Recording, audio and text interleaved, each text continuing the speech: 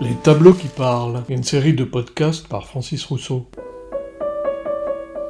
Miniature représentant le procès de Gilles de Rais, 1405-1440. Arme du président Bouillé, XVIIe siècle, Bibliothèque nationale de France.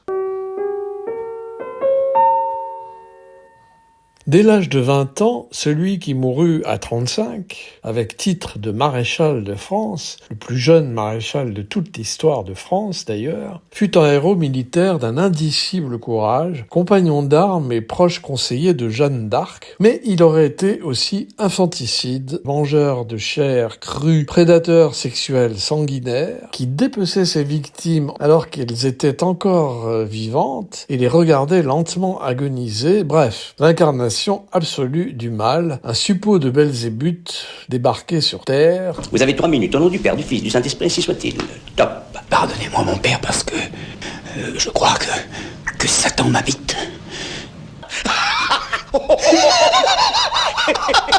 Eh bien, ne fut-il rien de tout cela. Tout simplement victime de la jalousie de ses contemporains, grosse jalousie alors, et des féroces campagnes politiques de dénigrement qui, déjà, sous l'Ancien Régime, aimaient présenter la chevalerie comme un ramassis de brutes sanguinaires à la mystique douteuse. Gilles de Rais fit bel et bien partie de cette mystérieuse cohorte de très jeunes hommes au service d'une très jeune femme qui décida toute seule, si l'on en croit sa légende dorée, de sauver le royaume de France alors que celui-ci semblait perdu. Ils y parvinrent, armés de la seule foi et de l'inconscience de leurs 20 ans. C'est là ce qu'on ne leur pardonna peut-être pas, ni à lui, ni à elle, ni aux autres, visiblement, au regard du sort peu enviable qui leur fut réservé.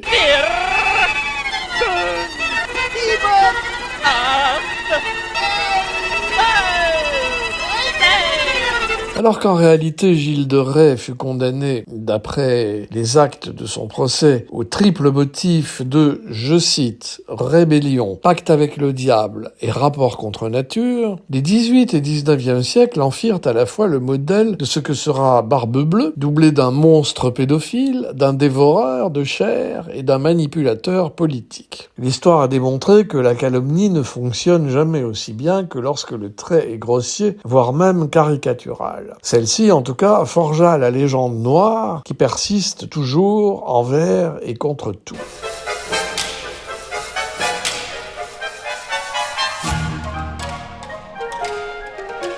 L'histoire de Gilles de Rais est tellement complexe que même Pier Paolo Pasolini, qui voulait en faire un film, y renonça. En effet, fasciné par les infanticides, celui qui venait de réaliser une mémorable Médée avec Maria Callas dans le rôle titre, se voit proposer en 1970 toute une documentation sur Gilles de Rais lors des repérages qu'il faisait dans la vallée de la Loire en vue de réaliser son Décaméron. Pasolini écrit « J'ai pensé sérieusement pendant quelques semaines à faire un film sur ce jeune homme. Après avoir réfléchi un tout petit peu, j'y ai renoncé. J'étais désormais pris par le désir de figurer une sexualité joviale et non de réaliser un film cruel et noir comme le sera ultérieurement Salaud ou les 120 journées de Sodome, où le rapport sexuel, dépeint comme obligatoire et laid, représente la réduction du corps à l'état de chose. »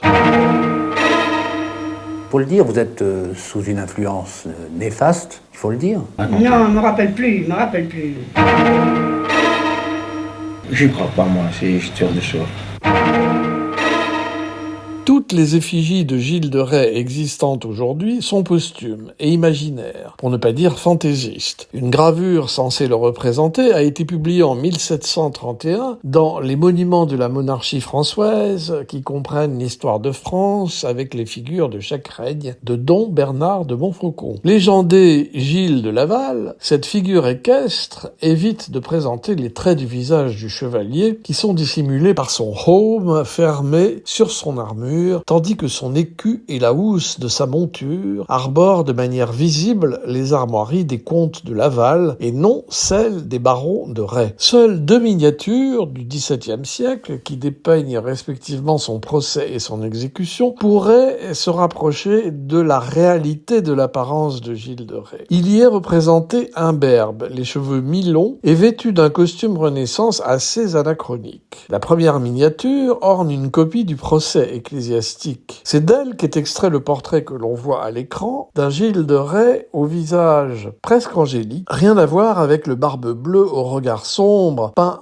plus tard en 1834 par Éloi Firmin-Ferron pour figurer dans la célèbre galerie des Maréchaux du château de Versailles. Datée du XVIIe siècle, la représentation que nous avons sous les yeux montre Gilles de Rais le couvre-chef à la main, s'adressant à un évêque mitré qui préside l'officialité, presque un bon garçon obéissant et repentant. Et s'il l'avait été en réalité, après tout. Il y a une thèse médicale. Ce descendant des deux des plus grandes maisons féodales, les Craon par sa mère et les Lavalrais par son père, aurait pu être victime de l'importante consanguinité qui régnait dans ces maisons, comme dans celles du monde antique en général, avec quelquefois des résultats très imprévisibles sur le mental, comme on en vit dans l'Empire romain décadent avec les Néron, les Caligula et autres commodes qui n'hésitaient jamais à assassiner et à brûler tout ce qui bougeait autour d'eux. Tout reste donc possible et la légende noire ne repose en tout cas pas sur rien.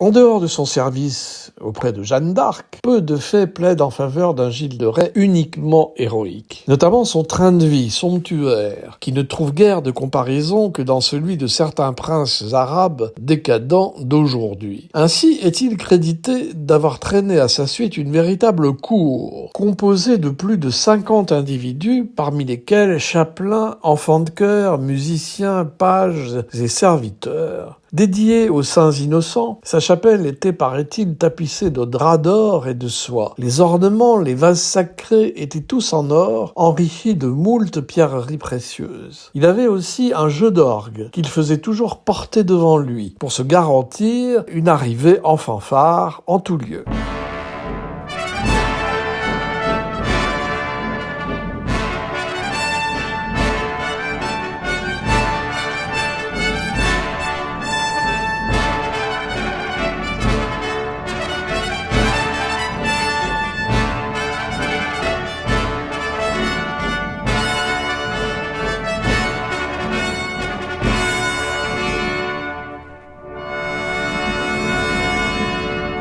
Et il avait de plus permission papale de se faire précéder par un porte-croix. Voilà la description de ce qui ressemble à un fanfaron hâbleur qui contraste fort avec l'image du jeune homme repentant, vêtu d'une simple tunique, tenant son chapeau à la main que l'on a sous les yeux. À charge, rappelons un passage de la déposition de son serviteur, Étienne Courillot, en date du 17 octobre 1440. Le 10 Gilles de Rais, quelquefois se vantait d'avoir une plus grande délectation à tuer et à égorger les 10 garçons, à couper leurs têtes et leurs membres, que d'exercer la luxure sur eux. Brrr.